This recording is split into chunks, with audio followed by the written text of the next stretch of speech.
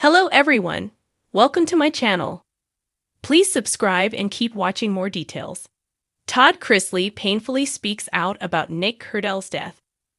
Todd Chrisley has spoken out about Nick Kerdiles' death 2 years after he passed away. This was hard for Todd to talk about. He actually did not want to talk about it at all. However, he knew he needed to, as painfully as it was. Nick was engaged to Savannah and very close to the Chrisley family, so this death was hard on them all. Keep reading to find out more about this situation and what happened. Nick Kerdiles sadly passes away 2 years ago. Nick Kerdiles was engaged to Savannah Chrisley. Their relationship was one of the best she had. Her entire family loved him and wanted them to be together.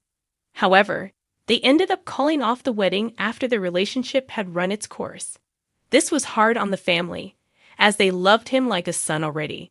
About 2 years ago, Nick sadly passed away in a motorcycle accident. He ran a stop sign, got in a wreck, but sadly did not make it out alive. This was extremely hard on the Chrisley family as they loved him dearly.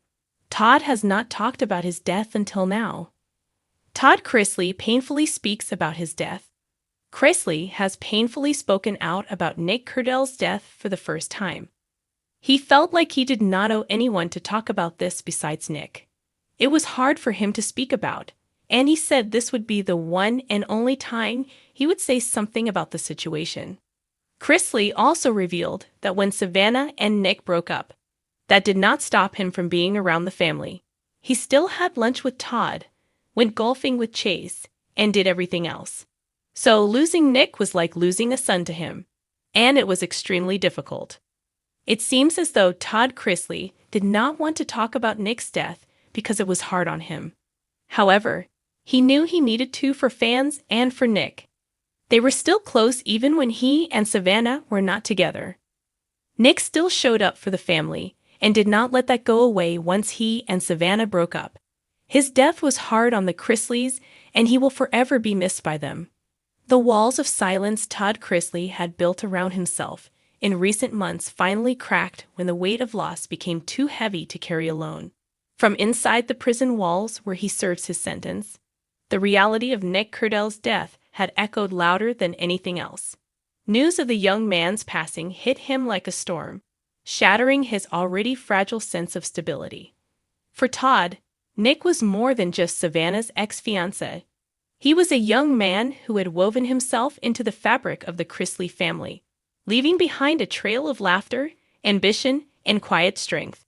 When Todd finally spoke, his words were slow, deliberate, and laced with pain. "I've always said family isn't just about blood," he began, his voice heavy with emotion. "It's about who shows up, who invests in your life, who loves you without conditions. And Nick was that for us. He loved Savannah, he respected our family, and he carried himself with a dignity and kindness that made us proud to know him." Todd paused, visibly gathering himself. He was a man known for sharp wit and polished charm, but here, stripped of the gloss of reality TV and the comforts of his former life, his grief was raw. "People don't understand the kind of young man Nick was," Todd continued. "He wasn't chasing fame or spotlight. He had already lived a dream most boys grow up with, playing in the NHL. But he was more than an athlete. He was a man of faith, a man who worked hard, who was constantly trying to build something bigger than himself. And he loved Savannah in a way that, as a father, I noticed and respected deeply." Todd described how, in the early days of Savannah and Nick's relationship, Nick would often call him for advice. "It surprised me at first," Todd admitted. Here was this strong, confident guy, but he wasn't too proud to pick up the phone and say, "Mr. Chrisley, I'd like your opinion on this." That humility, it's rare.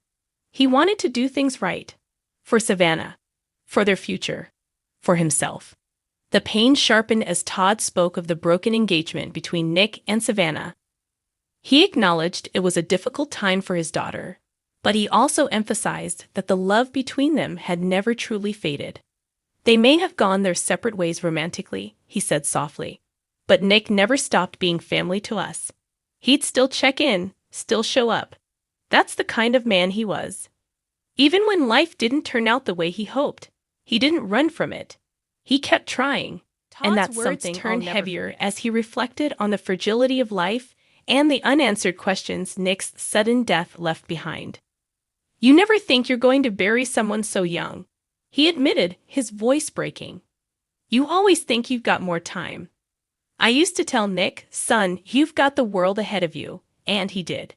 He had dreams, plans, things he still wanted to accomplish.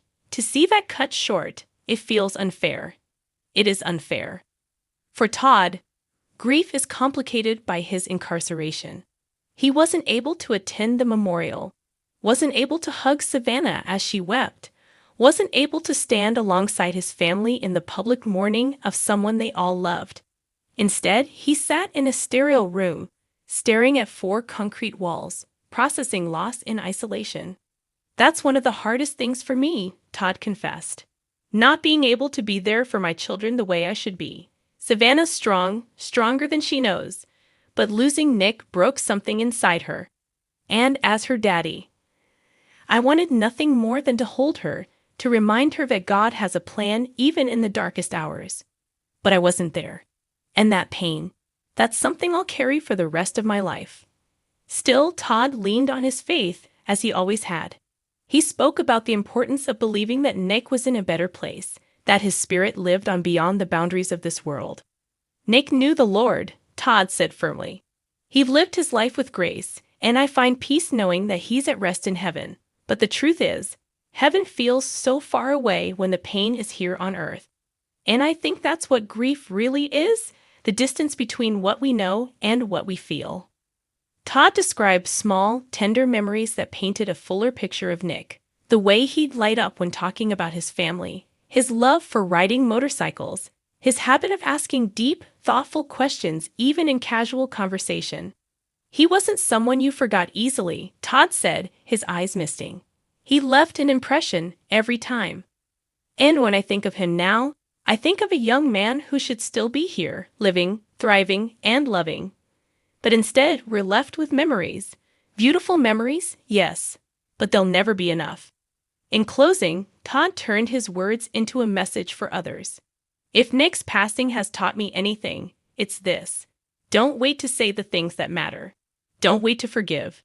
Don't wait to love people the way they deserve to be loved. Tomorrow isn't promised. Nick's life reminds us of that. So hug your people tighter, be present. Choose kindness. Because you don't know if you'll get another chance.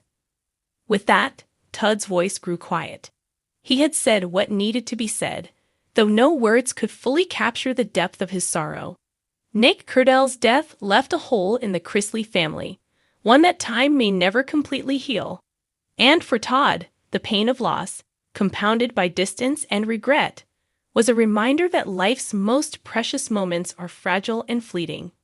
Yet even in grief, he held onto faith, the belief that one day, beyond the bars, beyond the pain, there would be reunion, healing, and peace. Nick, Todd whispered in closing, you'll always be family. We'll carry you with us always.